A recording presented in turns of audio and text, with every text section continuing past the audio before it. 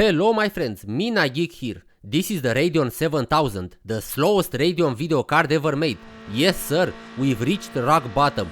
We're lowriders tonight. To the window, to the wall.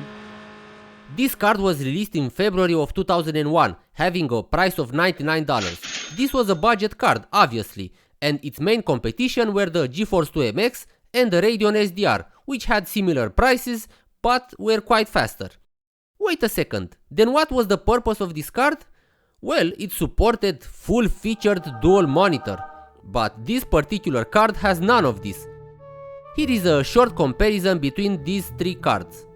As you can see, the main difference is that the Radeon 7000 has only one pixel pipeline, the other two have one more, and we have similar memory bandwidth. But Geek, only ATI and Nvidia, no Voodoo cards in the list, no Voodoo specs? Well guys, unfortunately Voodoo was pretty much done in 2001, I'm sorry. These should have been the specs, but my little card right here has lower frequencies, both for the clock and the memory. How about that? And it also has the audacity to tell me that the GPU is overclocked by 2%. Finally, the PCB is clean, no dust, no dirt, just a little rust here and there. I think we're ready to give it a spin. I'm going to test this card using an Athlon XP 2000 Plus, 512 DDR memory and Windows 98 SE. And we're going to start with Unreal, this time the CD version, the one from GOG has some issues when using 32-bit. So, a game from 1998 has around 100 FPS at 640x480 high settings, 32-bit. Not bad, Unreal was a revolutionary game, and this card is the bottom of the barrel. Because it's 2001, we need to talk about image quality, but because we don't need complex explanations, here is the deal. The output is okay, no noticeable issues, no strange stuff on the screen, enough said. So, 100 FPS. But as soon as things start blowing up, the FPS is cut in half, sometimes. But it's okay, I don't feel the drop in real life, everything is smooth. Also, no freezes, which is very important. But here is the first enemy that you encounter in this game, and it's a Demogorgon that shoots rockets, a lot of rockets, and dies after 10 hits, because why not? This card can't handle Unreal at 1024x768, look at this, and by not handle I mean 42 average FPS.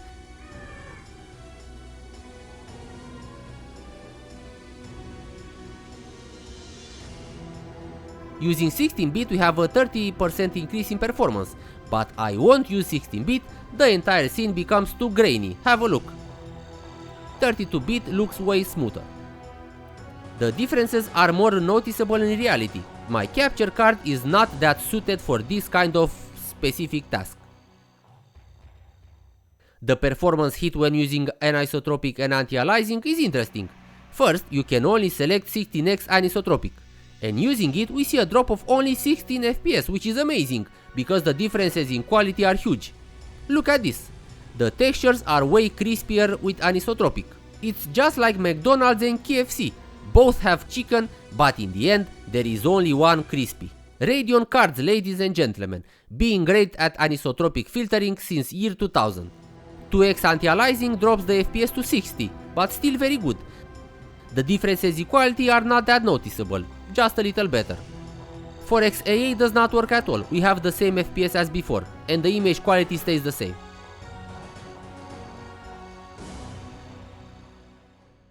The best id Tech 3 engine game? What? Return to Castle Wolfenstein runs excellent, and although medium settings are not something to brag about, the game's strengths are in its atmosphere, visual gratification, and gameplay, not graphics per se. And now I present to you one of my favorite weapons in any game, the Sten, an amazing submachine gun that has 10 hit points of damage, higher than the MP40 with 6 and the Thompson with 8. This weapon is also more accurate than the aforementioned, and on top of that it's silenced, so it's very good for stealth missions. The only problem with this gun is that it gets hot after 10 rounds, and you need to wait for it to chill, and it chills with this industrial sound. Also, the shooting sound is extremely satisfying. It's like shooting stuffed marshmallows. Listen to this. The FPS does not drop under 50, even in combat, so you're going to have a smooth experience with this game. Nice done, card, I guess. I've tested only 2 games until now, but the card seems to be holding up. And yes, the image on the monitor has a blue tint. I like it in this way, okay? Thank you. The id Tech 3 game, Quake, runs just like an arena shooter should. Fast and smooth, and again, the card does its job. 60-70 FPS all the time is what you want from this type of game, alongside skill. Skill which I obviously don't have, but feel free to try shooting the railgun with an ancient mouse. That good of a name you won't have, Leaving this personal matter aside, let's dig deeper. This card is not made for 1024x768, and considering that this CRT that I'm using can do 85 Hz at 800x600, this seems to be the sweet spot. The FPS drops with a resolution like a clock, 24 FPS, then another 27. When it comes to anisotropic and anti-aliasing, we see again that 16x anisotropic does not drop the performance by much, but yet again the texture quality is greatly improved. Have a peek. Using 2x anti-aliasing, the performance is cut in half, and just like in Unreal's case, I don't recommend it, although the boost in quality is not to be dismissed. 4x anti-aliasing looks amazing, but let's be serious, using it on such a card is madness. I'm amazed that the performance does not drop tenfold. Dungeon Siege runs great. Unexpected, this is a demanding game, if not badly optimized. Still, 30-40 FPS is amazing, especially that I'm using high settings and 32-bit. The forest areas have a lot of foliage, the FPS drops to mid-20s, but the game is still decent. This game was released in 2002, and to play like this on a budget video card from the start of 2001, yeah, what can I say? Good job ATI.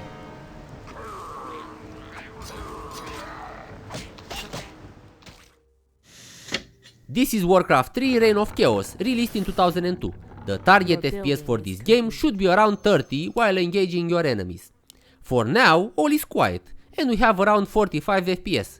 We're using 640x480, medium settings and 16-bit.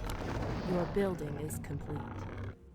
Upping the stakes with high and 32-bit, the FPS drops to low 30s, and the game feels very good, no stutters, no nothing. Warriors of the night, assemble!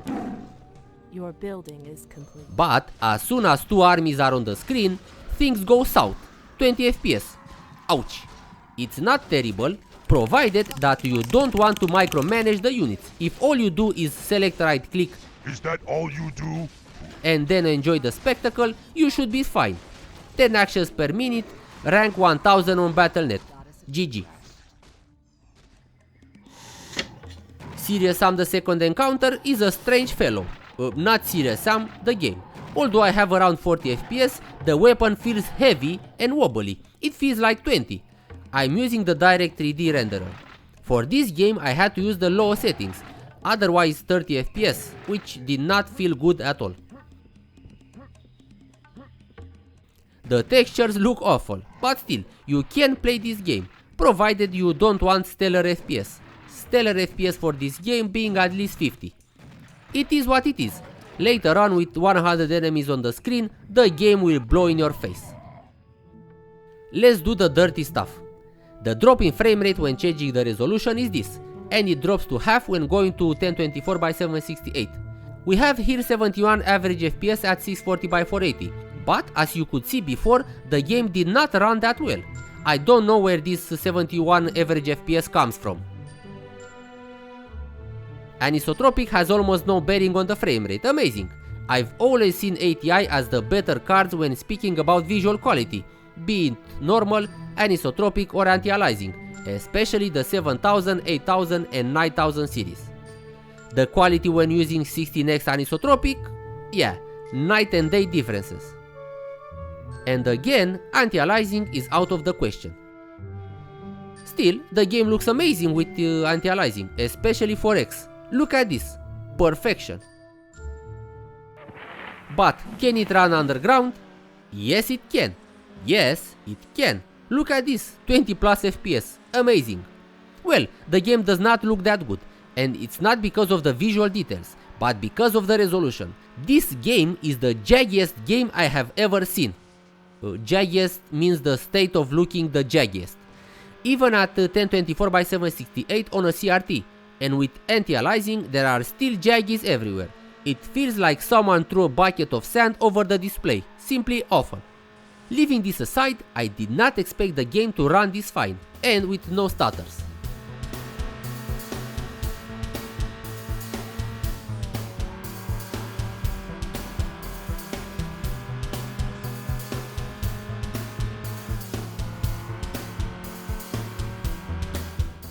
Let's add this card on the AGP leaderboards. As always, the test system for this particular job is a Core 2 Duo E6600 with 2GB of DDR2 memory. The motherboard is a weird ass rock that has both PCI Express and AGP slots, but also a confused BIOS. I'm using Windows XP Service Pack 2 and Catalyst version 6. Enjoy!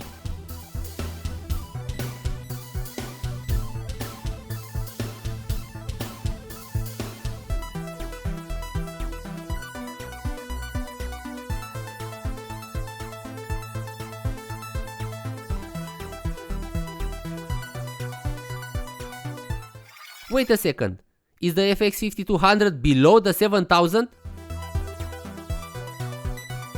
Also, 16 FPS in Quake 2, 16, carry on.